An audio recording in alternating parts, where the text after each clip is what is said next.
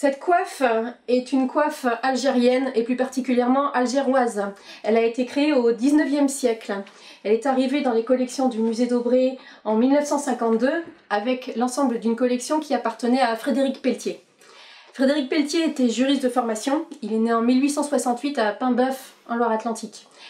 Il a été docteur en droit en 1893 et agrégé de droit romain en 1898. Il a été nommé à Alger en 1903 et en 1908, il est devenu le premier titulaire de la chaire d'histoire du droit à Alger, à la nouvelle faculté d'Alger.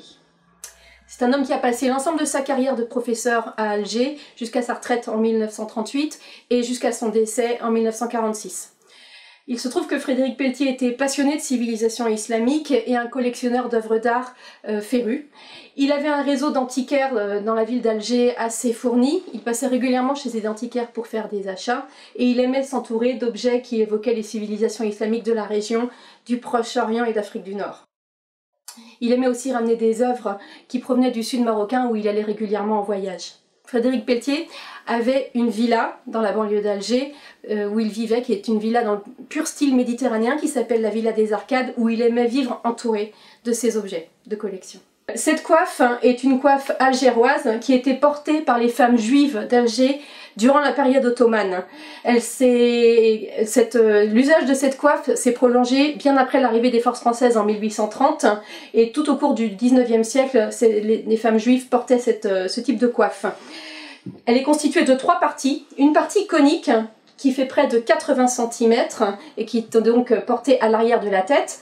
Une calotte qui permettait de la maintenir au sommet du crâne et deux plaques rapportées sur les côtés qui permettaient de la maintenir près des joues.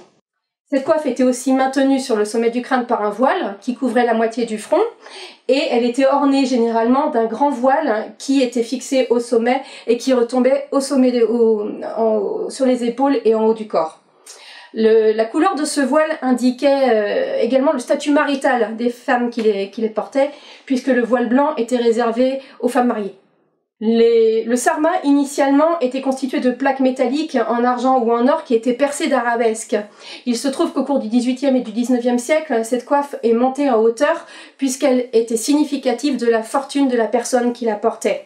Les plaques métalliques devenant de plus en plus lourdes avec la hauteur qui augmentait, elles ont été remplacées par ce matériau qui est constitué de fils d'argent assemblés et ciselés, ce qui la rendait beaucoup plus légère à porter. Lorsque les forces françaises sont arrivées en Algérie, les Juifs sont à peu près 25 000 dans le pays. Ils sont protégés par leur statut de dhimmi, c'est-à-dire que les autorités ottomanes les protègent, leur accordent leur protection et leur accordent la liberté de culte totale s'ils respectent la domination de l'islam dans les règles de vie quotidienne. Pendant le XIXe siècle, avec l'arrivée des forces françaises, les Juifs vont peu à peu s'européaniser. Alors qu'avant l'arrivée des forces françaises, ils ont un style de vie qui les rapproche énormément du style de vie des musulmans. Notamment, ils vivent en général dans une assez grande pauvreté et ils sont totalement imprégnés de culture arabo-berbère.